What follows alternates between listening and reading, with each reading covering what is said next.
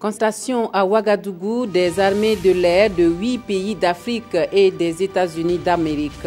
Le renforcement des capacités de l'aviation et l'amélioration de la coopération, c'est le but de la manœuvre orchestrée dans le cadre de l'exercice African Partnerships Flight. Suivez les informations de la mi-journée. Un très bon appétit.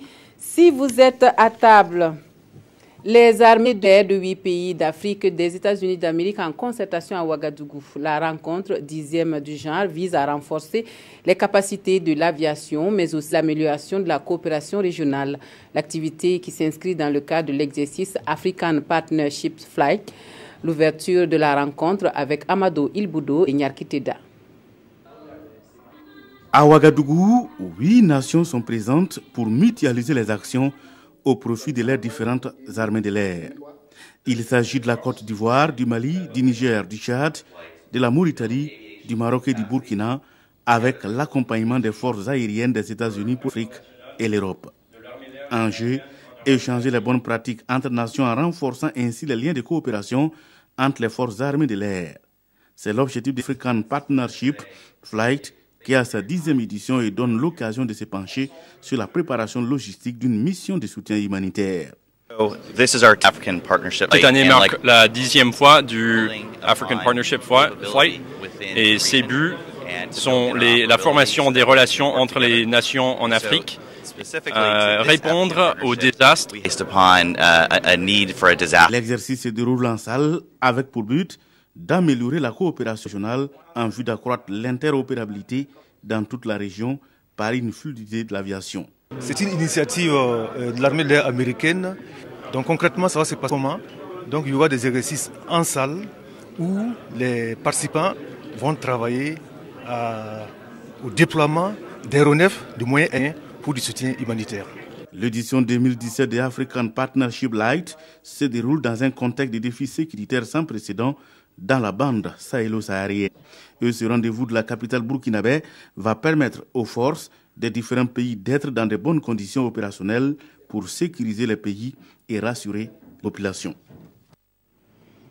Le projet de résilience économique et de la croissance dans le Sahel, un autre programme américain exécuté à l'est du Burkina Faso et qui intervient dans la gestion des ressources naturelles. L'ambassadeur des États-Unis d'Amérique constate à Gaïri la réalité du registre Air. Alassane Kendrebego, Clarisse Nikema pour cette tournée. L'ambassadeur des États-Unis et sa délégation sont en tournée sur les chantiers de lutte contre la dégradation des terres et la pauvreté des ménages dans la région de l'Est. Le diplomate américain a entre autres visité les exploitants du site de récupération biologique des terres dégradées et ceux du champ de combinaison des innovations agroécologiques dans la commune de Gaïri. Des sites dont les ouvrages ont été réalisés par le projet de résilience et croissance économique au Sahel, Régis ER. Je suis énormément satisfait de voir les braves peuples de cette région travailler sur le terrain. Nous avons vu aujourd'hui les gens qui ont trouvé des moyens efficaces d'utiliser les réseaux hydrauliques de meilleure façon et augmenter la capacité de terroir pour un meilleur avenir. Les promoteurs du registre ER, en séance tenante, signé une convention avec les autorités de Gaïri. Une action qui vise à renforcer davantage la lutte contre la dégradation accélérée des ressources naturelles. La convention locale est d'abord un processus d'échange qui implique tous les acteurs au niveau de la commune pour prendre en compte les besoins de chacun, identifier les ressources disponibles, les quantifier et mettre en place justement des règles d'accès, des règles de gestion mises en place de commun accord. Financé par l'Agence américaine pour le développement international USAID, le projet Régis ER intervient également dans les régions du Sahel et du centre-nord du Burkina, mais aussi au Niger. Et toujours dans la gestion des ressources naturelles, le programme d'investissement forestier qui intervient également à l'Est passe en revue à Fadangourma les activités exécutées par le projet en vue de définir les actions à mener pour la suite. Le comité technique de suivi recherche plus de commodité dans la protection de l'environnement dans la région. Presley Kemtore, Clarisse Nikema. Les responsables des projets et programmes de la région de l'Est et leurs partenaires échangent à bâton rompu sur les stratégies de lutte pour la promotion et la protection de l'environnement. Au niveau, n'est-ce pas, des forêts classées, il s'agit de préserver, n'est-ce pas, ces forêts, renforcer, n'est-ce pas, leur potentiel afin d'accroître leur capacité de séquestration, n'est-ce pas, de carbone. Et aussi valoriser les ressources, n'est-ce pas, de ces forêts-là au profit des communautés et bien pour améliorer, n'est-ce pas, leur capacité, leurs conditions, n'est-ce pas, de vie. Tout cela dans l'objectif de pouvoir réduire la pression, n'est-ce pas, des populations sur justement les forêts classées où intervient, n'est-ce pas, le projet de la base. À cette première session 2017 du programme d'investissement forestier, section de l'Est, le bilan des activités de 2016 note un taux de réalisation satisfaisant. Ce programme intervient dans la réserve sylvo-pastorale de Tapoa-Bopo et ses 3 communes riveraines. Et le PIF a travaillé tout d'abord à organiser la population en comité de gestion de la forêt pour donc appuyer les services techniques pour la gestion donc, de cette zone. Bon, pour l'année 2017, il y aura également des actions telles que la réalisation de points d'eau pour le bétail essentiellement. Il y aura également la réalisation d'ouvrages de franchissement. Le programme d'investissement forestier est un programme qui vise la réduction des émissions de gaz à effet de serre et aussi la lutte contre la pauvreté au Burkina. La campagne face aux toilettes est dans la Nyanya pour une sensibilisation à Liptagou, non loin de Bogandé, où la situation des sanitaires est assez précaire. Les responsables de la campagne ont réussi à enregistrer plusieurs dizaines d'engagements à réaliser des latrines. On suit Salifou Belem et Draman Guéné. Bogandé, chef-lieu de la province de la Nyanya. Seulement quelques latrines publiques au marché. En famille aussi, nombreux sont les ménages qui n'en disposent pas. D'où le cri de cœur de la campagne face aux toilettes. Un travailleur, une latrine familiale pour un ménage pauvre. Faire un WC, c'est très simple. Même tu peux creuser le trou. Tu creuses le trou et en même temps tu pars voir, bon, supposons présentement en tout cas, il y a des gens qui circulent rien que pour vraiment nous sauver à cause de ce problème-là. À Liptougou, 80 km de Bogandé, c'est le lancement de la campagne face aux toilettes. Beaucoup d'engagement de la part des populations pour assainir leur cadre de vie. Je me suis engagé à donner des latrines au niveau de Liptougou centre.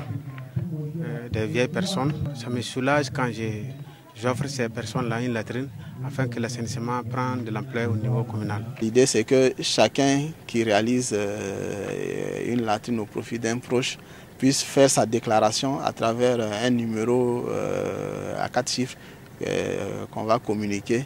Et donc, à travers ce numéro, on va recueillir tous ceux qui auront fait quelque chose et il y aura un tirage au sort pour récompenser donc les citoyens qui auront fait quelque chose. La caravane de presse de face aux toilettes dans la Nyanya a pour but de sensibiliser non seulement pour la réalisation privée de latrines, mais aussi pour leur utilisation. On marque un arrêt dans ce journal pour nous intéresser à la bibliothèque centrale de l'université Ouaga 1, professeur Joseph Kizerbo. L'endroit censé être un lieu incontournable pour les étudiants, pour les recherches et la documentation, est dans une situation de vétusté qui n'est pas sans conséquences sur les études. C'est Adama Guiti et Sanoua Christine Koulibaly qui nous en parlent. Université Ouaga 1, professeur Joseph Kizerbo. Il est 13 quand nous entrons dans la bibliothèque universitaire centrale. Si ce décor livresque semble attirer peu d'étudiants cet après-midi, ce n'est toujours pas le cas. L'affluence dépend des périodes d'examen, de la programmation des examens. S'il y avait des examens actuellement, vous n'allez pas pouvoir circuler ici. Ce d'autant plus que la bibliothèque ne compte que 400 places, soit un ratio d'une place pour plus de 100 étudiants pour une norme d'une place pour 15. Naturellement, l'exécuté est l'un des griefs reprochés à cette bibliothèque vieille de plus de 40 ans. Le fonds documentaire est également dépassé. C'est ce que nous avons utilisé en 80 en tant qu'étudiants. Et c'est là, et à l'époque on n'était que 2000 sur le campus. Aujourd'hui on est autour de 70 000. À l'étape actuelle, on se rend compte que les documents là, c'est les mêmes documents qui sont là depuis des années. À un certain moment, on trouve qu'il y a certaines parties même des documents qui ont été arrachés. Environ 100 000 volumes, dont 16 000 thèses et mémoires et 240 titres de périodiques. Le fonds est vraiment obsolète et insuffisant pour une population de plus de 50 000 étudiants. 100 000 volumes, c'est vraiment insuffisant. Une situation qui n'est pas sans conséquence sur la qualité de l'enseignement. Par rapport à la section sociologie, quand je m'en vais là-bas, je ne trouve absolument pas des documents par rapport à ce qu'on nous donne. Hier même, on avait un exposé. On est venu ici, on n'a pas trouvé de documents. Nous sommes obligés d'aller sur le net. Mais les informations sur le net ne sont pas des informations fiables. On est obligé de tout faire pour l'étudiant, alors que ce n'est pas normal. Dans le système LM2, on dit enseigner autrement. Donc je peux arriver, je vous dis, aujourd'hui nous allons parler de ceci. Et j'explique dans les grandes lignes ce qu'on doit faire pour que l'étudiant puisse comprendre. Et je leur dis, maintenant vous allez lire tel document pour compléter votre information. Je ne peux pas le faire.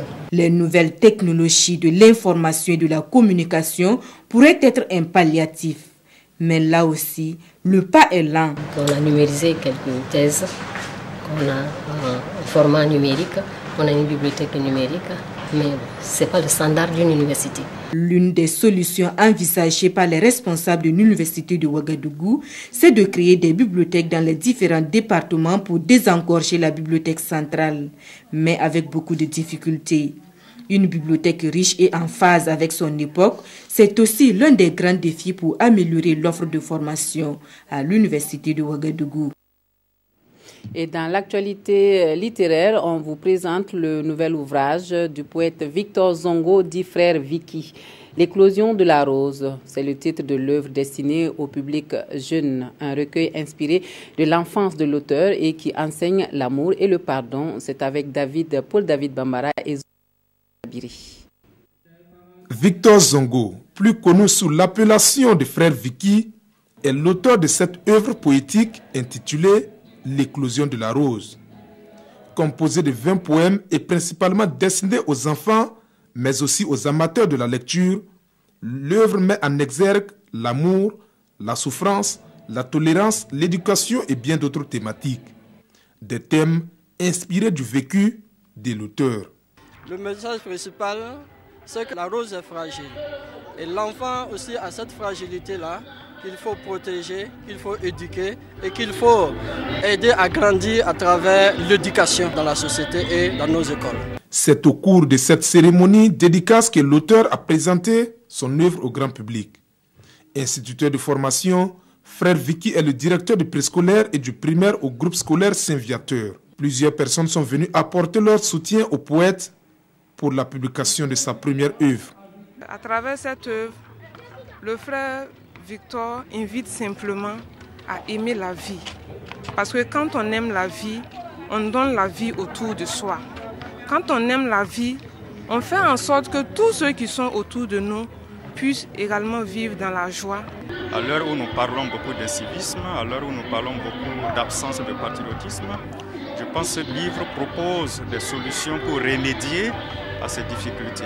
Des prestations d'artistes, des déclamations de poèmes de l'œuvre par des enfants et des lectures musicales de poèmes ont meublé cette soirée dédicace. L'éclosion de la rose est désormais disponible en librairie au prix de 2000 francs CFA.